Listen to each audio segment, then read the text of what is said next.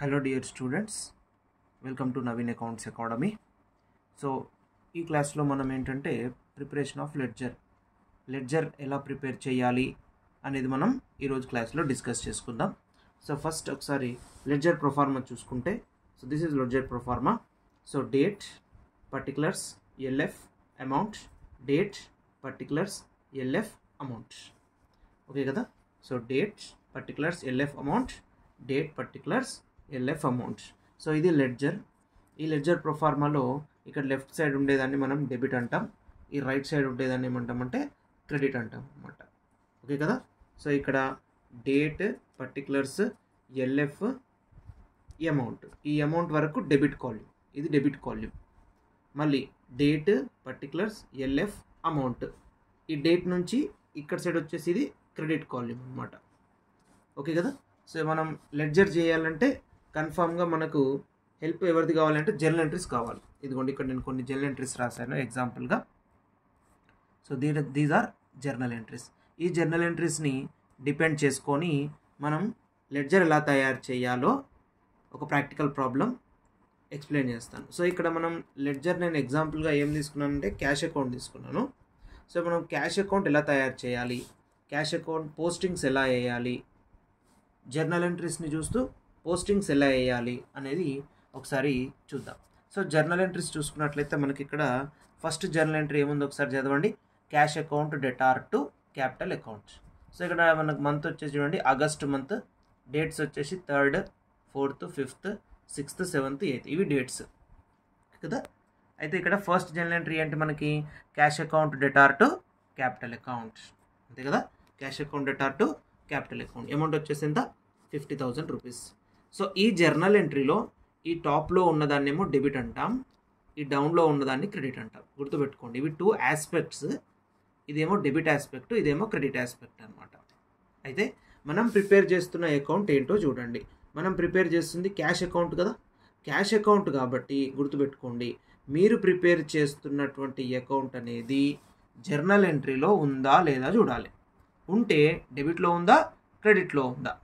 I repeat, మనం ఏ account prepare చేస్తున్నాం అది ఇంపార్టెంట్. మనం ఇక్కడ ఎగ్జాంపుల్గా నేను మీ క్యాష్ అకౌంట్ తీసుకున్నాను కాబట్టి మీరు ఏం చేయాలి, ఈ క్యాష్ అకౌంట్ అనేది ఈ జర్నల్ ఎంట్రీస్లలో ఉందా లేదా చూడాలన్నమాట. ఇప్పుడు ఫర్ ఎగ్జాంపుల్ చూడండి, ఫస్ట్ జర్నల్ ఎంట్రీ చదవండి, cash account debtor to capital account కదా. సో ఇక్కడ క్యాష్ ఎక్కడుంది చెప్పండి, క్యాష్ ఎక్కడుంది చెప్పండి, డెబిట్లో ఉంది. ఎక్కడుంది, డెబిట్లో ఉంది. డెబిట్లో ఉంది కాబట్టి మనం కూడా డెబిట్కే వెళ్ళాలి. ఓకే కదా. మళ్ళీ చూడండి, క్యాష్ అనేది ఎక్కడుంది, డెబిట్లో ఉంది. పైన ఉన్నది డెబిట్, కింద ఉండేది క్రెడిట్. ఓకే కదా. ఇప్పుడు క్యాష్ ఎక్కడుంది, డెబిట్లో ఉంది. కాబట్టి మనం కూడా ఎక్కడికి వెళ్ళాలి, డెబిట్కే వెళ్ళాలి. నేను ఇందాక చెప్పాను కదా, ఈ లెడ్జర్లో ఇది డెబిట్, ఇది క్రెడిట్ అనమాట. ఓకే, ఇది మొత్తం క్రెడిట్, ఇది డెబిట్ అవుతుంది. క్యాష్ అనేది ఎక్కడుంది, డెబిట్లో ఉంది. కాబట్టి మనం కూడా ఎక్కడికి వెళ్ళాలి, డెబిట్కే వెళ్ళాలి.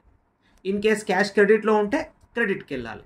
కానీ ఇప్పుడు డెబిట్లోనే ఉంది కాబట్టి మనం కూడా ఎక్కడికి వెళ్ళాలి, డెబిట్కి వెళ్ళాలి.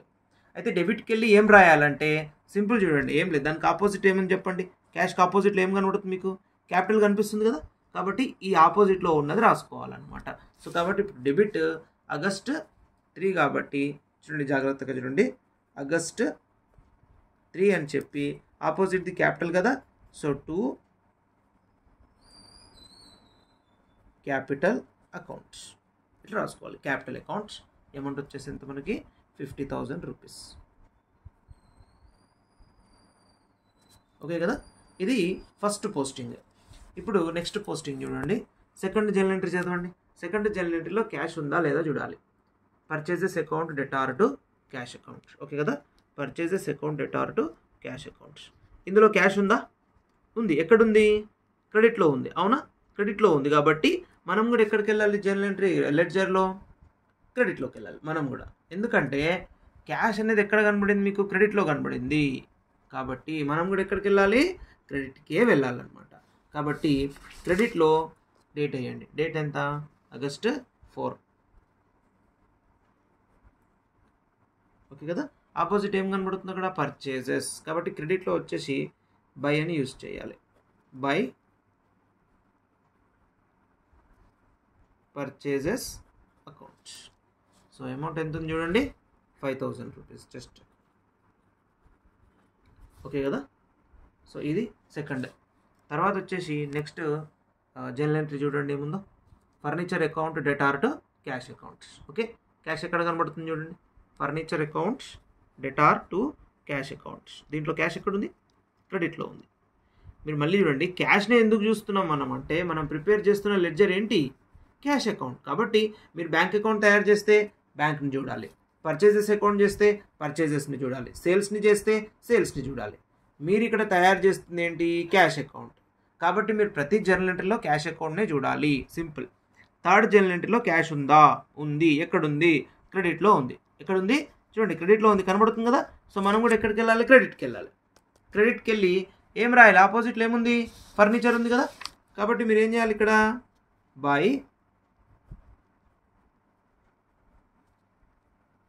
Furniture account. సో డేట్ వచ్చేసి మనకి 5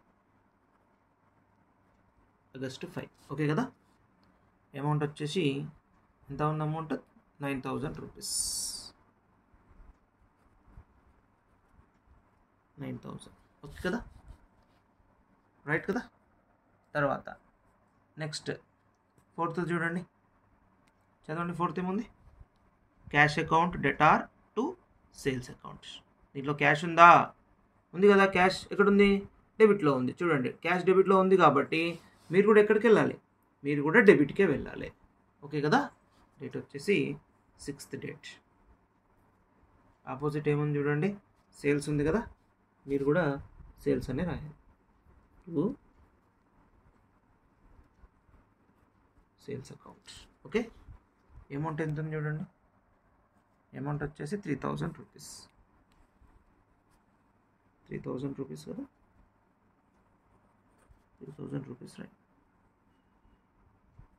okay, next bank account debtor to cash account. ఓకేనా, bank account debtor to cash account. దీంట్లో క్యాష్ ఎక్కడ ఉంది, క్రెడిట్లో కనబడుతుంది కదా.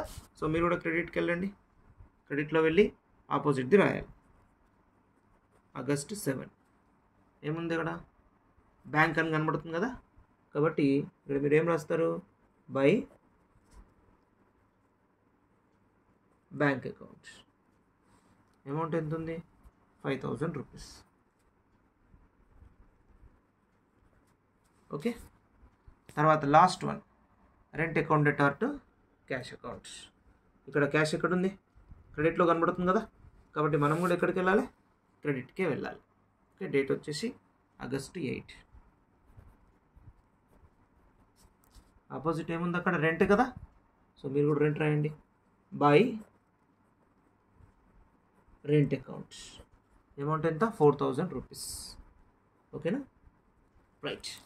చూడండి, ఇక్కడ ఉన్న ప్రతి ఒక్కటి మొత్తం ఎన్ని ఉన్నాయి చూడండి, 1 2 3 4 5 6. చూడండి, ఇవి ఒక 2, ఇవి ఒక 4, టోటల్ 6 పోస్టింగ్స్ అయిపోయినాయి కదా. ఇది పోస్టింగ్స్ ఇవి మొత్తం. ఇప్పటిదాకా మీరు పోస్టింగ్స్ చేసారు అనమాట. సో ఇప్పుడు లెడ్జర్ పోస్టింగ్ అయిపోయిన తర్వాత ఏం చేయాలంటే, డెబిట్ని క్రెడిట్ని బ్యాలెన్స్ చేయాలన్నమాట. అంటే బ్యాలెన్స్ ఎంత, రెండింటికి ఈక్వల్ చేయాలి. కాబట్టి ఇది కొంచెం ఇంపార్టెంట్. పోస్టింగ్స్ వరకు చేసిన తర్వాత డెబిట్ని క్రెడిట్ని రెండింటిని కూడా మనం ఈక్వల్ చేయాల్సి వస్తుంది. అయితే ఎలా ఈక్వల్ చేయాలంటే, అమౌంట్స్ అనేవి క్యాలిక్యులేట్ చేసి సపరేట్గా రాయండి. సో ఇక్కడ ఫస్ట్ వచ్చేసి మీకు డెబిట్ సైడ్ టోటల్ ఎంత ఉంది, క్రెడిట్ సైడ్ టోటల్ ఎంత ఉంది అనేది సపరేట్గా రాసుకుందాం. మనం ఒక దగ్గర రాసుకుందాం. సో ఇక్కడ రఫ్ వర్క్ అనుకోండి ఇది. సో డెబిట్ అమౌంట్ ఎంత, తర్వాత క్రెడిట్ అమౌంట్ ఎంత అనేది మనం రాసుకుందాం. సో రఫ్ వర్క్ అంతే, జస్ట్ అది. అయితే ఫస్ట్ మనం ఏం చేద్దామంటే, రెండింటికి అమౌంట్ కాలమ్స్ ఏవైతే ఉన్నాయో దానికి టోటల్ బాక్స్ డ్రా చేసుకోవాలి. ఓకే కదా, టోటల్ బాక్స్ డ్రా చేసుకుందాం. కొంచెం ప్లేస్ వదిలేయండి, అంటే ఇక్కడ మనకు బ్యాలెన్స్ అమౌంట్ రాసేది ఉంటుంది కాబట్టి రెండింటికి కూడా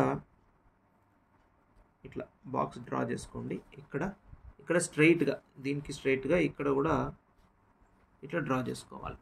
అంటే ఇది టోటల్ అమౌంట్ వేయడానికి అంతే. అయితే ఇప్పుడు ఈ రెండిట్లో కూడా మనము సేమ్ అమౌంట్ వేయాలి. ఏ అమౌంట్ వేయాలి మరి, డెబిట్ అమౌంట్ వేయాలా, క్రెడిట్ అమౌంట్ వేయాలా అంటే, ఏదైతే గ్రేటర్ అమౌంట్ ఉంటుందో అది వేయాలి. రెండిట్లో ఏది గ్రేటరో అది వేయాలి. సో మరి డెబిట్లో ఎంత ఉంది చెప్పండి, 50,000 ప్లస్ 3,000. చూడండి, 50,000 ప్లస్ 3,000 రెండు కలిపితే ఎంత, 53,000 కదా. సో సపరేట్గా రాయండి, ఒక దగ్గర రఫ్గా రాద్దాం. రఫ్గా రాద్దాం 53,000 అంతే కదా 53,000 రఫ్ వర్క్ అది. క్రెడిట్ ఒకసారి యాడ్ చేయండి ఎంత వస్తుంది మీరే చెప్పండి. 5,000 5 10,000 19,000 23,000 వస్తుంది. ఓకేనా రైట్ 23,000 9 14 19 23 రైట్ అంతే 23,000 వస్తుంది కదా. సో ఇక్కడ 23,000 రఫ్ వర్క్ రాసుకున్నారు కదా. సో ఇప్పుడు చూడండి మీకు రెండిట్లో ఏది గ్రేటర్ అమౌంట్ కనబడుతుంది 53,000 23,000 జాగ్రత్తగా చూడండి. డెబిట్ వచ్చేసి 53,000 క్రెడిట్ వచ్చేసి 23,000. నేనేమన్నాను ఇప్పటిదాకా ఇక్కడ మీరు డ్రా చేసుకున్న టోటల్ బాక్స్లో గ్రేటర్ అమౌంట్ రాయాలి అంటే పెద్ద అమౌంట్ రాయాలి. డెబిట్ ఎక్కువ ఉంటే డెబిట్ అమౌంట్ రాయాలి రెండు సైడ్, క్రెడిట్ ఎక్కువ ఉంటే క్రెడిట్ అమౌంట్ రెండు సైడ్లు రాయాలి. ఓకేనా ఏది ఎక్కువ ఉంటే అది రాయాలి. గ్రేటర్ అమౌంట్ ఏది ఇక్కడ 53,000 కదా కాబట్టి మీరు 53,000ని రెండు సైడ్లో రాయండి.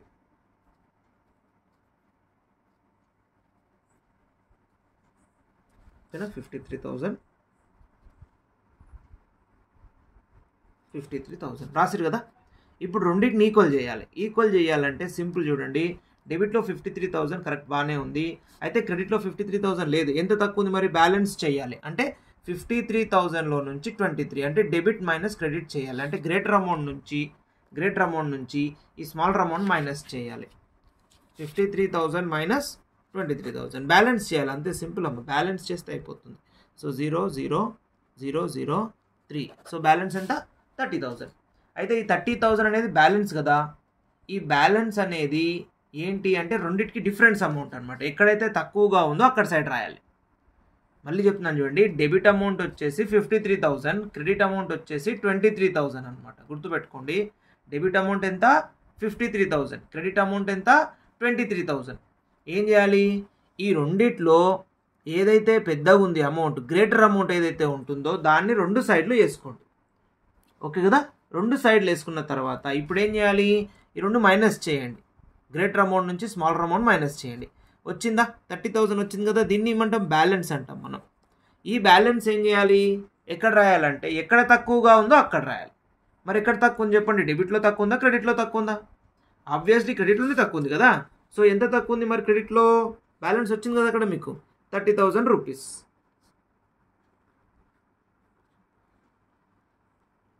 ఓకే సో ఇప్పుడు ఈ 30,000 రూపీస్ అనేది ఏంటి దీన్ని ఏమనాలి అంటే అది యాక్చువల్గా మనం రెగ్యులర్గా బ్యాలెన్స్ అంటాం, కానీ రాసేటప్పుడు ఏమని రాస్తాం మరి. ఇప్పుడు ఆగస్ట్ ఉంది కదా, ఆగస్ట్లో మనకు లాస్ట్ డే వచ్చేసి 31st ఉంటుంది కాబట్టి 31st వేసుకోండి. దీన్ని ఏమని రాసుకుంటామంటే బై బ్యాలెన్స్ క్యారీడ్ డౌన్ అని రాయాలి. ఏమని రాయాలి బై బ్యాలెన్స్ క్యారీడ్ డౌన్ అని రాయాలన్నమాట. క్యారీడ్ డౌన్ దాన్ని నెక్స్ట్ మంత్కి ఇట్లా ట్రాన్స్ఫర్ చేసుకొని వదిలేయండి. ఆగస్టు తర్వాత ఆపోజిట్ తీసుకెళ్ళాలి. చూడండి క్యారీడ్ డౌన్ మనకి ఇక్కడ వచ్చింది కదా, ట్రాన్స్ఫర్ ఆపోజిట్ తీసుకెళ్ళాలి. అదే ఒకవేళ క్యారీడ్ డౌన్ ఇక్కడ వస్తే ఇక్కడ తీసుకెళ్ళాలన్నమాట. ఆపోజిట్ అంటే ఇది క్లోజింగ్ బ్యాలెన్స్ అవుతుంది, నెక్స్ట్ మంత్కి ఓపెనింగ్ బ్యాలెన్స్ లాగా అనమాట. సో ఇప్పుడు ఈ బ్యాలెన్స్ క్యారీడ్ డౌన్ అనేది మనకి నెక్స్ట్ మంత్కి వచ్చేసరికి ఆగస్ట్ తర్వాత నెక్స్ట్ మంత్ సెప్టెంబర్. చూడండి మనం ట్రాన్స్ఫర్ చేసేటప్పుడు ఏం చేయాలంటే టోటల్కి కింద రాసుకోవాలి.